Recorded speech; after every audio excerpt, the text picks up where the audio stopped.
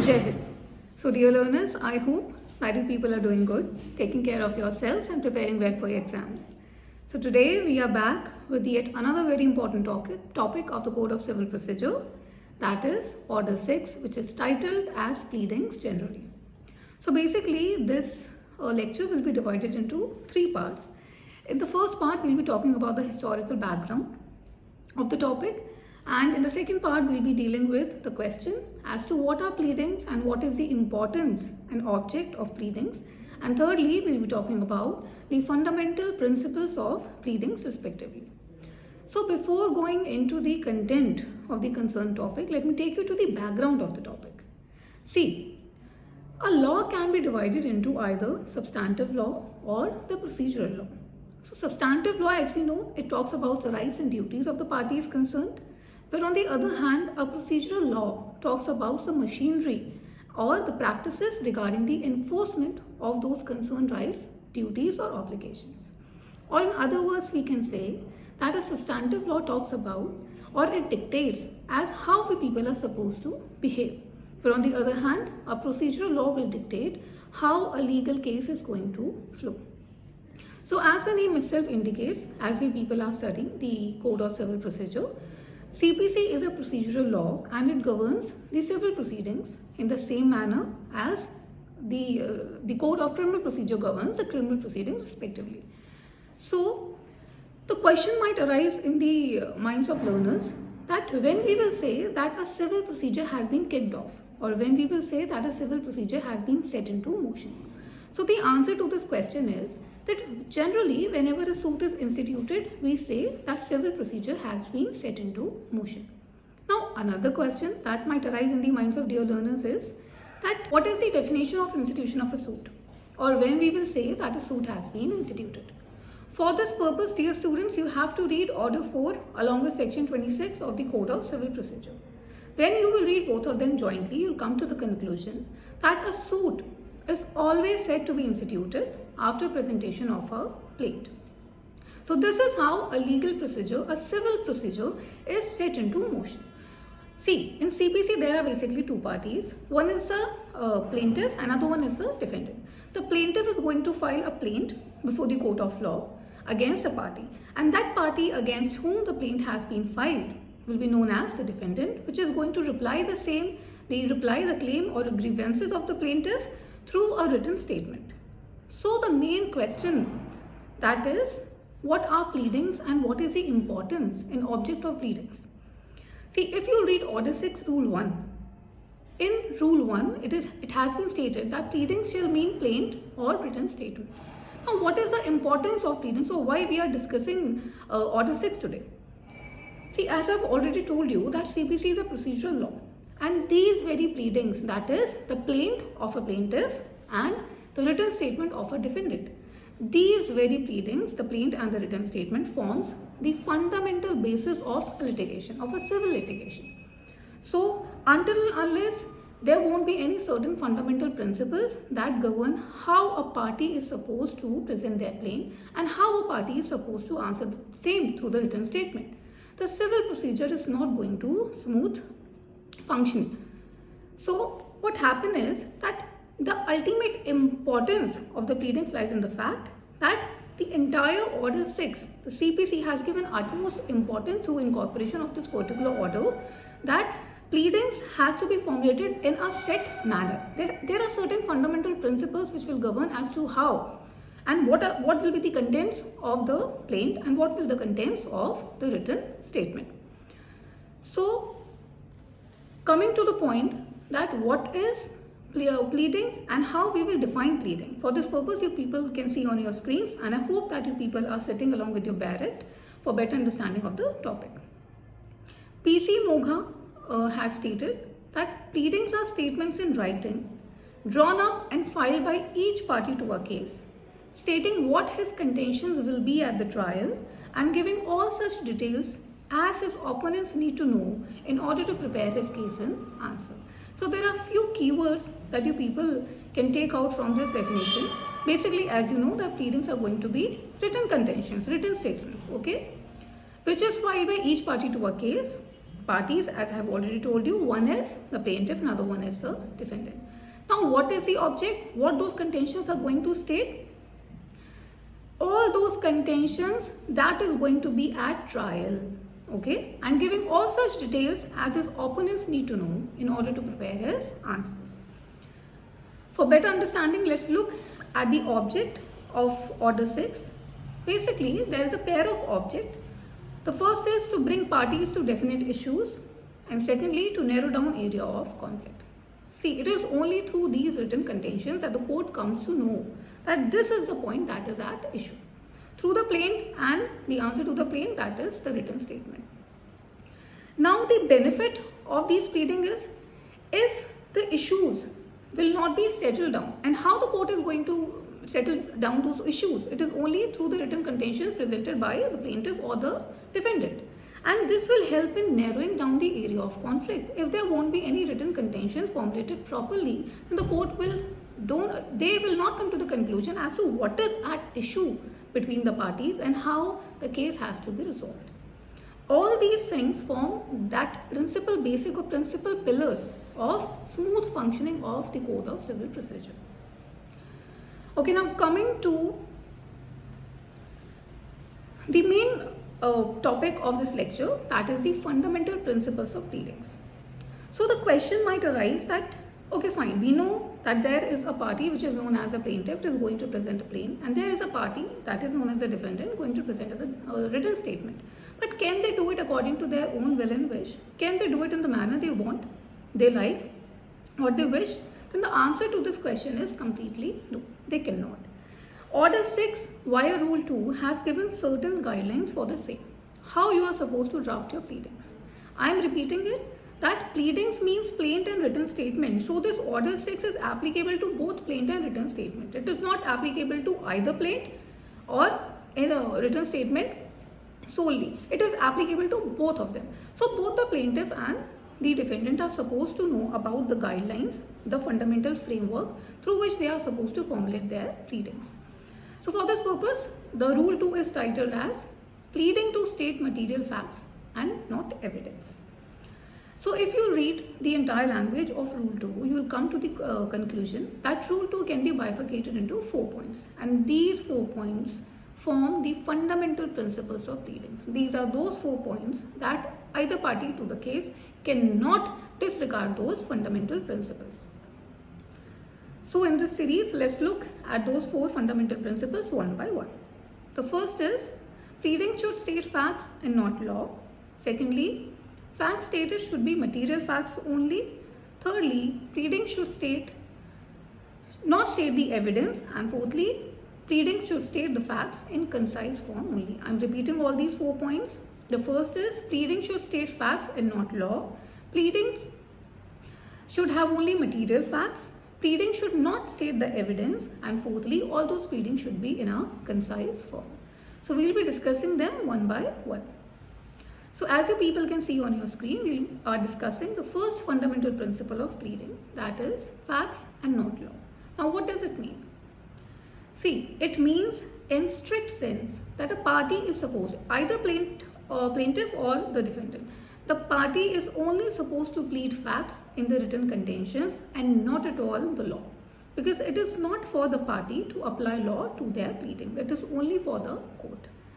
As you people can see, it is only for the court to apply the law to the facts pleaded and not for the parties. Therefore, first strict fundamental principle of pleading is that a party in their pleadings is supposed to only plead facts and not law of the case. Existence of a custom or usage is a question of fact, therefore shall be specifically pleaded. See, these are few examples where we are talking that what might constitute the question of a fact. So for example, if there is existing custom or usage, these are a question of fact, therefore it must be specifically pleaded in your pleading. Similarly, if there has been a negligence, or if you have to prove or disprove the existence of an intention, this is also a matter of fact, it shall also be specifically pleaded.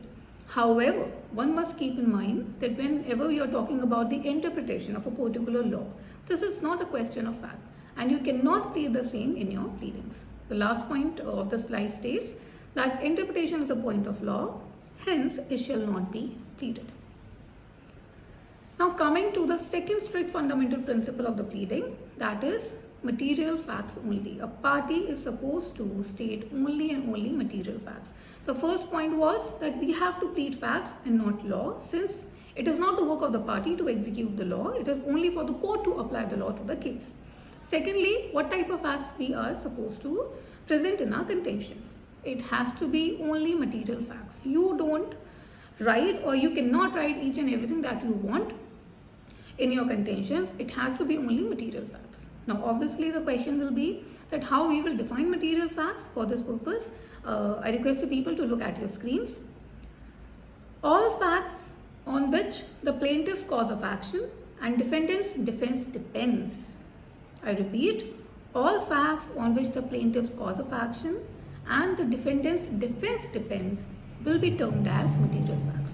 All the facts that are required for the plaintiff to prove so that he can establish his cause of action, and all the facts which a defendant is need to prove so that he can establish his defense will be termed as material facts. Or in other words, all those facts which are required to be proved in order to establish plaintiff's right to relief or defendant's defense.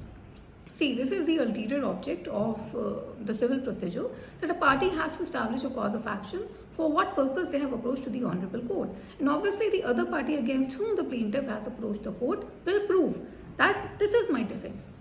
That party has a right to defend.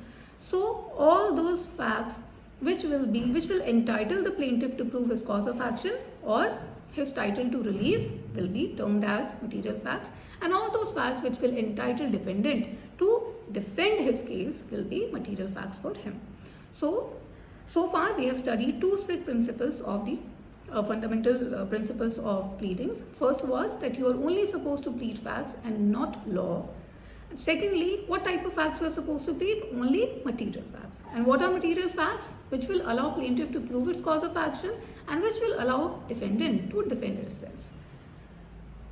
Now coming to, see, there is a landmark case in Uddhav Singh versus Madhav Rao Scindia on the second point, where we have to prove only material facts before the court.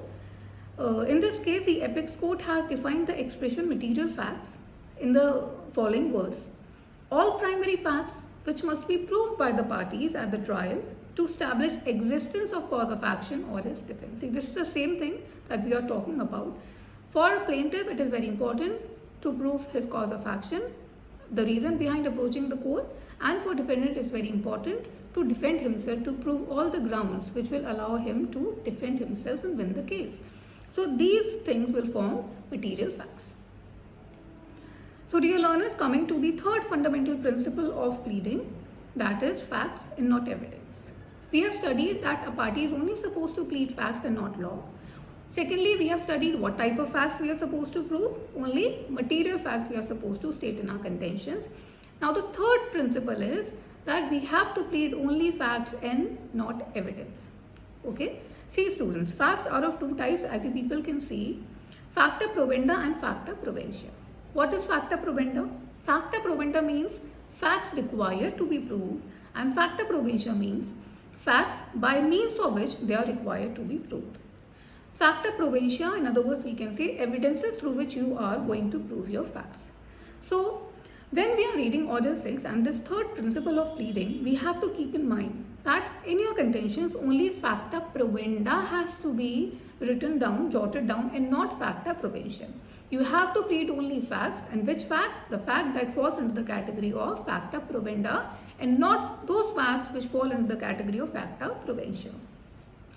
So the pleading should contain only facta provenda and not facta proventia. So far we have studied three principles, fundamental principles of pleading. The first one was that you have to plead only facts and not law. Secondly, what type of facts? Material facts. And thirdly, you have to plead facts but not evidence. Evidence is something that will be done at the point of trial. So the fourth point, the fourth and last fundamental principle of pleading is concise form. Or in other words, we can say that the facts that you are stating, those material facts that you are stating, should be in a concise form. Okay, concise form, as the name itself indicates, that it should be precise, specific, and unambiguous. Brevity has to be kept in mind while drafting the contentions. But it should not be at the cost of excluding necessary fact. However, this also doesn't mean neglecting in the pleading. See, there has to be a balance. You have to maintain the brevity or the precision of the principles of your facts, but at the same time you have to see that they are not that much summarized that the entire case is not being even known to the court. So a balance has to be created. It has to be very precise, specific and clear. So these were the four fundamental principles of pleadings. And it is very important to know, since I've already told you that we people are reading Code of Civil Procedure. And what is the work of a procedure? The work of a procedure is to set a machinery for the enforcement of your rights and duties. Because if there will be only substantive law, there won't be any procedural law, then there is no use of those existing rights and duties until and unless we don't know how to get them executed in a court of law. And this function is done by a procedural law. For civil proceedings, we are reading CPC. Okay, now coming to yet another very important rule of Order 6, striking out pleadings. So far we have studied the background of the topic, that how a law may be divided into substantive law, procedural law. CPC is a procedural law. At the same time, we have seen when we will see that a procedural law has been set into motion, it will be only said to be set into motion after institution of a suit. And when we will say that a suit has been instituted after presentation of a plaint. These plaint by the plaintiff and written statement in reply to the plaint by the defendant will be termed as the pleadings as per Rule 1 of Order 6. What is their importance? We have already discussed that it basically helps for smooth functioning of the Civil Procedure Code, since the court from these pleadings only come to know as what is the thing that is at issue between both the parties, and it helps to narrow down those issues. So dear students, we have also seen that those pleadings are basically governed by those four fundamental principles as per Rule 2 of Order 6, from which party cannot derogate. Right? Now Rule 14 talks about striking out pleadings. So this is basically the power of the court, where the court will find that some pleadings given by the parties, either the plaintiff or the written statement, is unnecessary, scandalous or frivolous, or it is only there to delay the procedure. Then the court may itself in its discretion strike out those pleadings, and it may direct the parties to take it off from the pleadings. Okay, as you people can see on your screen, the court can strike out any pleading if it is unnecessary, scandalous, frivolous, vexatious, or tends to prejudice, embarrass, or delay the fair trial, or is otherwise an abuse of the court. So the grounds on which the court can exercise its discretionary power is that whenever the court thinks that the pleading or any content of the pleading is unnecessary, it is scandalous, it is false, or it is only there just to cause hindrances or obstacles in the path of the other party without any sufficient reasonable reason, or the court thinks that it will only embarrass or delay the fair trial, then the court is going to strike out those part of the pleadings from the plaint or written statement. Same was held in the case of Sathi Vijay Kumar versus Tota Singh 2006. However, a point that is to be noted here is this power of the court must be exercised very sparingly and in a very limited circumstances. So dear learners, the last important rule of Order 6 is Rule 17, which talks about amendment of pleadings. As it is a general principle that decision of the court cannot be based on grounds outside the pleadings, there may be circumstances where party may find necessary to amend his pleadings. For example, in cases where a party has obtained fresh information regarding the case, or where parties have discovered certain documents which were not earlier disclosed, and it occupies a substantial part or substantial information for the case, then as per the discretion of the court can allow the party to amend his pleadings. In Kisandas versus Rachappa Vithoba 1909, a very landmark case, in this case it was held that when can a court allow the party to amend the pleading? So there were two principles that were given in the case. The first one is when the court will see that after the amendment no injustice will be done to the other party. The other party will be given a proper opportunity, and there is no injustice if a party is going to amend the pleading. And the second principle was that particular amendment is very necessary for determining real questions in controversy between the parties. If that amendment won't be allowed, then the necessary or the real question between the parties won't be resolved.